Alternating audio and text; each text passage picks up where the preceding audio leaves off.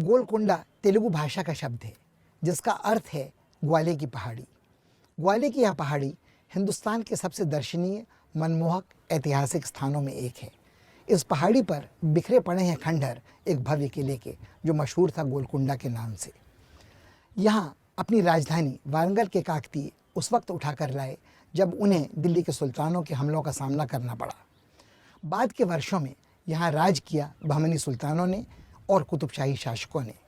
इनमें हर एक ने अपनी अमिट छाप यहाँ छोड़ी है, नई नई इमारतें बनाकर।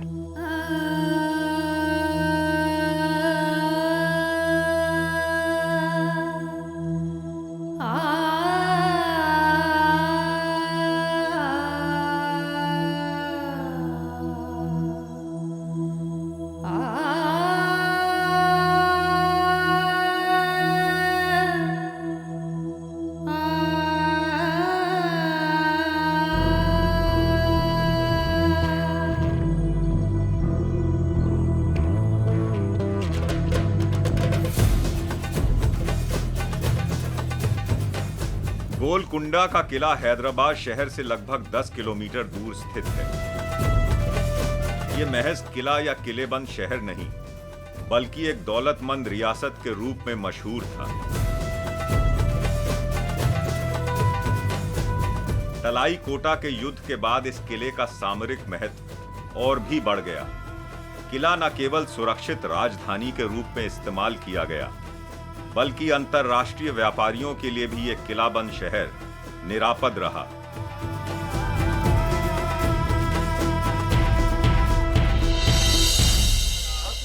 గోలుకొండ ఘన చరితను ఈనాడే 5 మైళ్ళ దూరాన ఉన్నది గోలుకొండ కిల్లా వినరా సోదర గోలుకొండ ఘన చరితను ఈనాడే 600 ఏండ్లకు పూర్వం విధి పేరు మానుగల్లో వినరా సోదర గోలు। इस किले के साथ कई मशहूर नाम जुड़े हैं, उन लोगों के जिन्होंने दक्खन के ही नहीं हिंदुस्तान के इतिहास में प्रमुख भूमिका निभाई है। कुली कुतुब शाह का नाम सबसे पहले याद आता है, और इसी राजवंश के दूसरे शासकों का जिन्होंने संगीत और कला को संरक्षण दिया। इस किले के साथ ही नाम जुड़ा है आलमगीर औरंगजेब का, जिन्होंने गोलकुंडा को जीतकर इसे मुगल साम्राज्य का हिस्सा बनाया।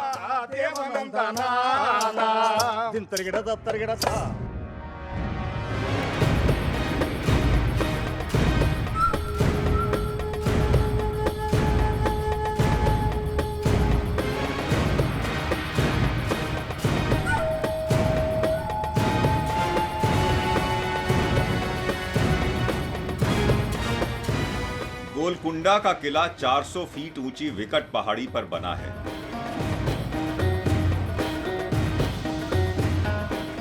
किले की हिफाजत के लिए तिहरी मोटी मोटी दीवारों का परकोटा बना है।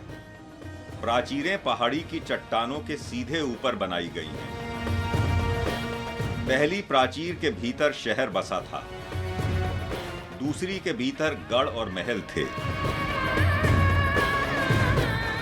तीसरी प्राचीर सबसे ऊपरी महत्वपूर्ण भाग की रक्षा करती है।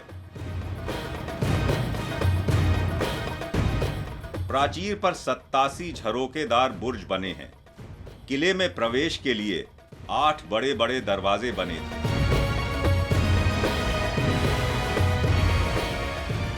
It was one of most contemporary forts of its time.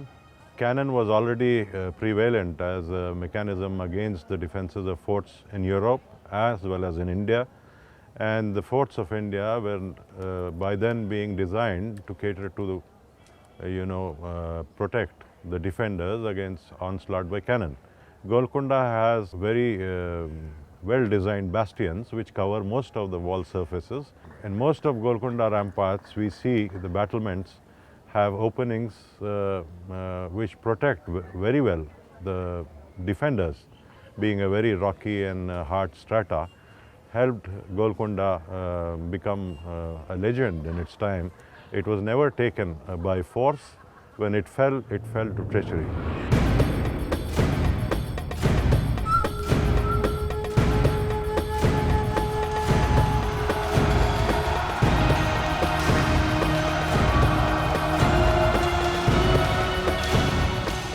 1687 में औरंगजेब ने गोलकुंडा पर हमला किया।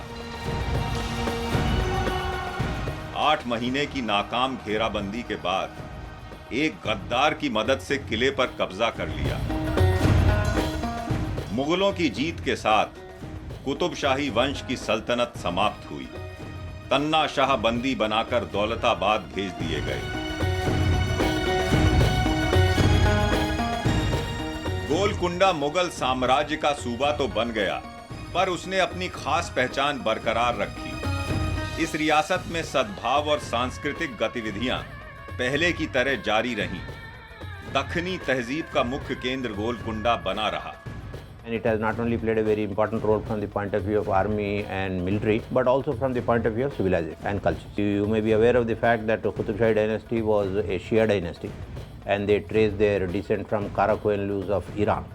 And they are all people who came and settled down here from Iran and Mawaraun Nahar.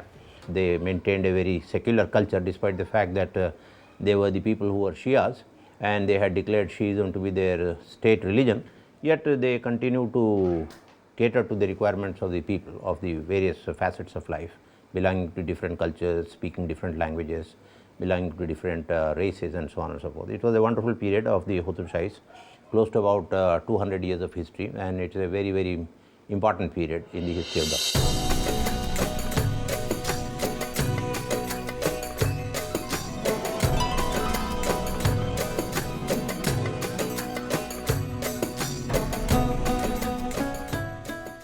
Golconda में कुतुब शाही सुल्तानों ने एक नई भवन निर्माण शैली का विकास किया। हिंदू, मुस्लिम और फारसी शिल्प कला का संगम यहां मिलता है। ज्यादातर इमारतें हमलावरों ने तबाह कर दी। जो बची हैं, वह समय की मार से खस्ता हाल हैं। राजा और रानी महल जैसी इमारतें फारसी शैली के अनुसार धरती को स्वर्ग जैसी खूबसूरती देने के लिए बनाई गईं। All of these forts or the gardens, let's call it, they are supposed to be microcosms of paradise, where rivers of honey and milk flow and beautiful ladies waiting for all the good fellows. It is a very symmetrical plan. Symmetry is very much part of them. They don't go asymmetrical. These people used to consider design in all its aspects, in all its senses. They used to design not only for the visual, but the audial, for the tactile, for the olfactory. And olfactory taste and smell, again you call it aroma, so to speak. So these buildings were built to sensualize you in all of these, with all of these senses.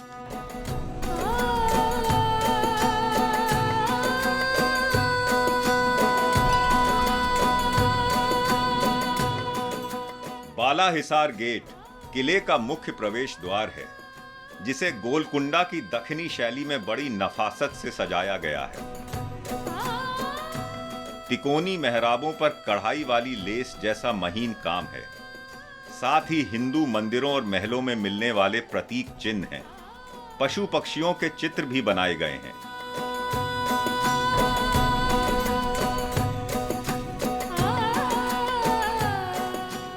There were barbarians coming into this country, there were all sorts of people coming into this country, and they had to build forts and abandon forts.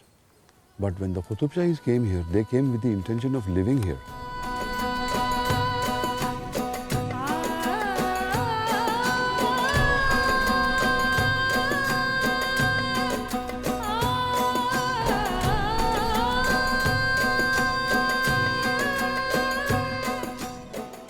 Qutub शाही सुल्तान खुली सोच वाले थे और इस बात को भी समझते थे कि अच्छे प्रशासन के लिए स्थानीय रीति रिवाज को अपनाना जरूरी है। इसीलिए इन महलों में फारसी, इस्लामी और स्थानीय हिंदू भवन निर्माण शैलियों का मिश्रण दिखता है।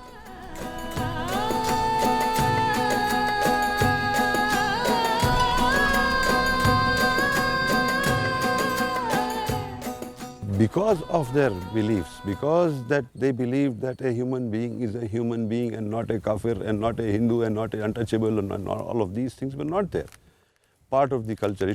Even today it is not part of the Iranian culture to look at others other than Shias as less human beings That ethic helped them to integrate themselves with the local culture.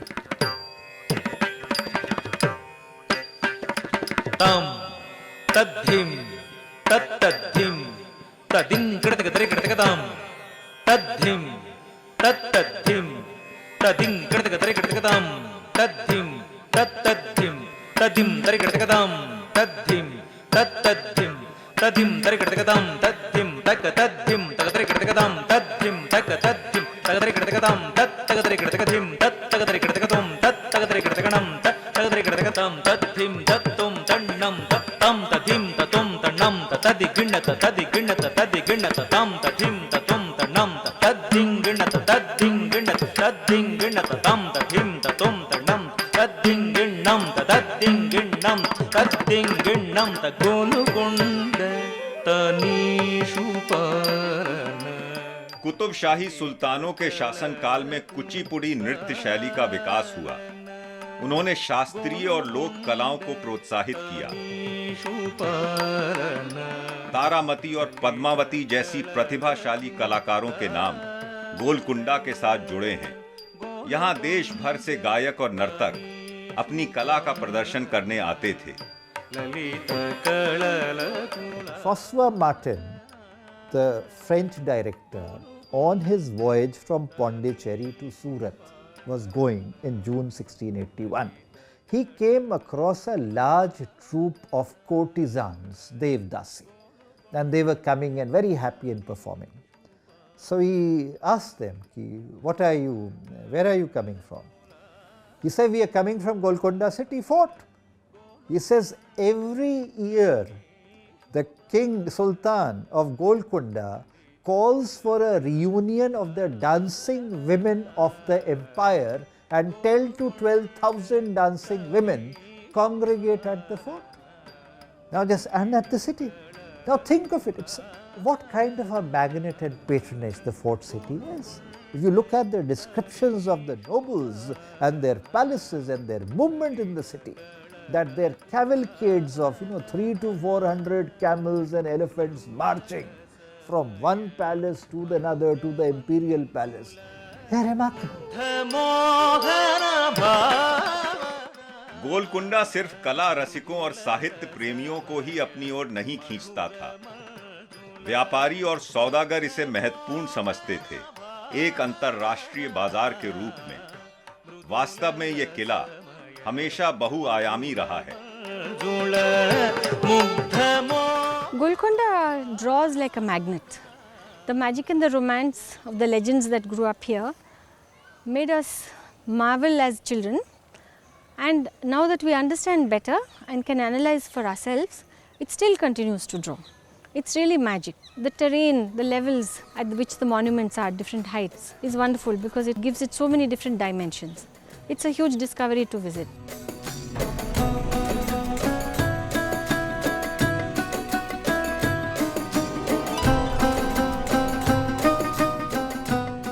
Golconda के किले में अनेक मस्जिदें हैं, जिनमें शाही मस्जिद प्रमुख है।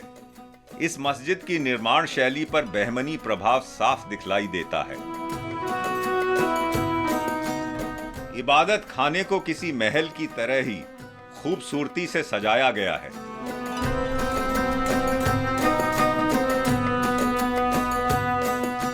The history of Deccan particularly reflects the type of relationship we had, the Ganga Jamuna Tehzeeb which we refer to, and particularly in Hyderabad we have that particular culture where the ruler, the ruled, they live together almost, and we do not find even one communal tension throughout the history of the Qutub Shahi.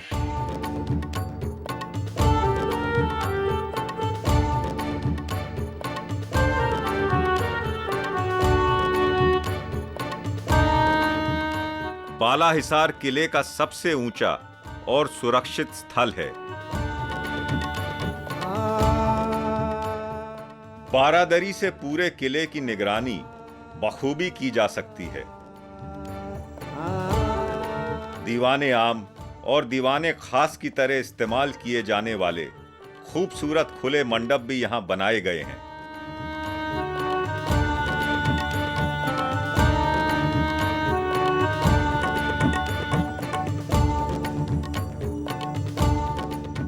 it's not just the buildings of Golconda which are a part of the life of every Hyderabadi. It's the rich history. It's about love. It's about the riches that went through, you know. A human being, I think, needs his history and heritage to survive. It will be very difficult and very bland and very boring to live without referring to your culture and heritage.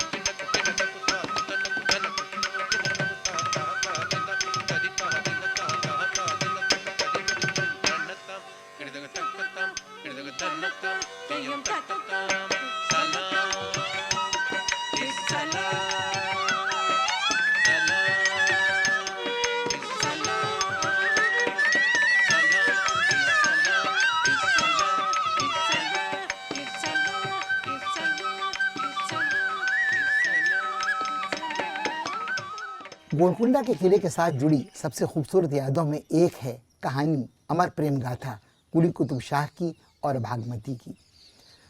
कुली कुतुब शाह एक समर्थ गायक था, कवि था और पारखी था। भागमती थी एक खूबसूरत नर्तकी, अद्भुत प्रतिभाशाली। बाद में दोनों का विवाह हुआ और भागमती का नाम हो गया हैदरी बाई। अपनी प्रेमिका की याद को अमर करने के लिए कुली कुतुब शाह ने पड़ोस में एक नया शहर बसाया, हैदराबाद।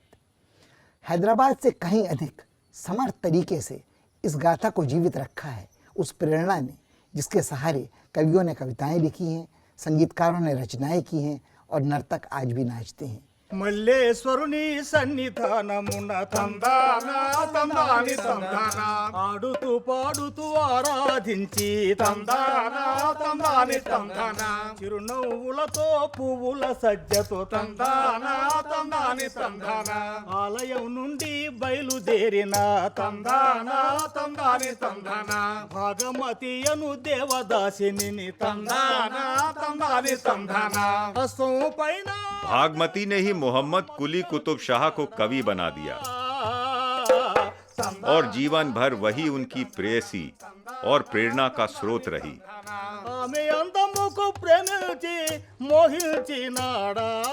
इस प्रेमी युगल की मौजूदगी का एहसास आज भी गोलकुंडा के इन खंडरों में होता है। Most of the Mughal records refer to Bhagmati in very derogatory terms, but the Hyderabadis have been proud of this romance because you need romance to keep alive legends and to keep alive your culture and your history. And this was a perfect legend for the people of Hyderabad. They love not only Bhagmati and Muhammad Quli, but also the records of their romance through be it Muhammad Quli's poetry or his architecture, the Charminar, or various other monuments and buildings.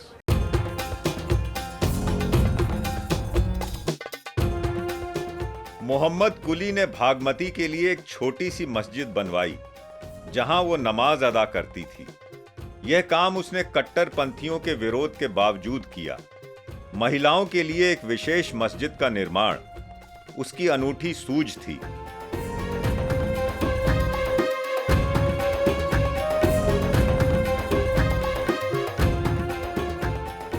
चार मीनार का निर्माण मोहम्मद कुली ने ही करवाया, जो कुतुब शाही सुल्तानों की उसी सोच को दर्शाती है जो बहुलता को और विविधता को सहर्ष स्वीकार करती थी।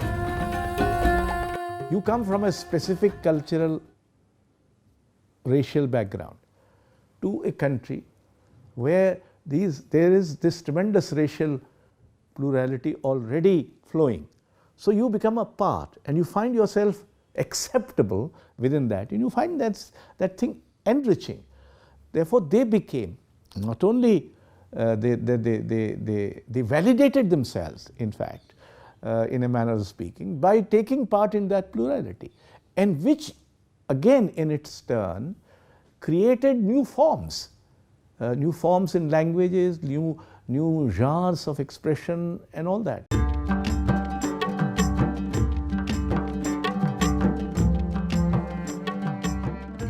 गोलकुंडा की सांस्कृतिक धरोहर में दक्खनी शैली के खूबसूरत लघु चित्रों का खास स्थान है। इनमें सुनहरी स्याही का प्रयोग खुले हाथ से किया गया है।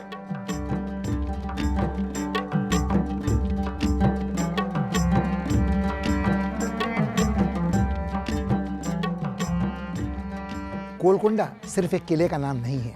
यह शब्द हमें याद दिलाता है उस खूबसूरत शहर की जो सदियों बसा करता था इस किले की दीवारों के भीतर। यहाँ जगमगाते बाजार लगते थे जिनका बखान मिलता है हमें विदेशी यात्रियों के सफ़रनामों में। यहाँ खरीदे और बेचे जाते थे बसरा के मोती, चीन का रेशम और अरबी घोड़े। और यह बात हम कैसे भुला सकते हैं कि गोलकुंडा ने ही हमें वह नायाब तोहफा दिया है, रोशनी का जगमगाता पहाड़, दुनिया का सबसे बड़ा हीरा कोहिनूर।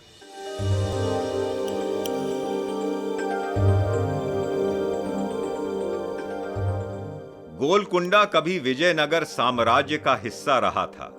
तभी से यह दुनिया भर में नायाब हीरों के बाजार के रूप में मशहूर रहा है। इसका जिक्र मार्को पोलो और मानुची जैसे विदेशी यात्रियों के सफरनामों में मिलता है, जिनमें इस किलेबंद शहर की बेशुमार दौलत और रंगीन जिंदगी का वर्णन किया गया है। There's a great amount of trade activity in and around the fort. Trade caravans regularly pass through the fort. For the fort has sarais and the fort has various kinds of accommodations and various things. Golconda Fort is like a city, you know. And Golconda was known for high quality, high value trade also. It was a center of diamond trade, it was a center of many other precious commodities, precious metals, all sorts of things used to pass through Golconda. And as a consequence of which, the larger the volume of trade, the greater the amount of commerce, the greater the amount of surplus available, the greater the need of protection, the larger the fort, the heavier the fortifications, the thicker the walls.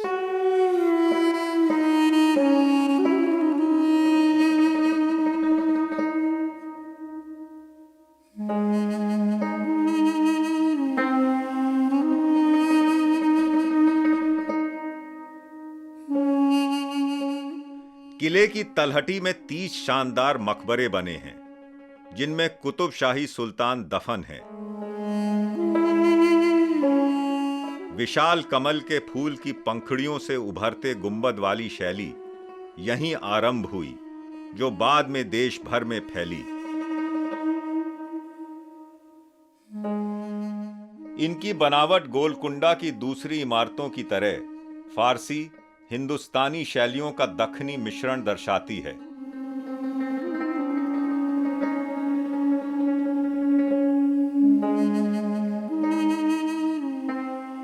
Qutub शाही शासकों का ये अंतिम विश्राम स्थल उसी सुरुचि, खुले सोच और बहुलता को प्रदर्शित करता है जो हमें गोलकुंडा के किले में देखने को मिलती है।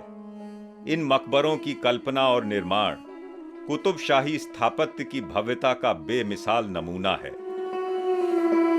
पत्थर के बने ये मकबरे बेजुबान नहीं, एकांत में खड़े खामोश भी ये बहुत कुछ कहते हैं।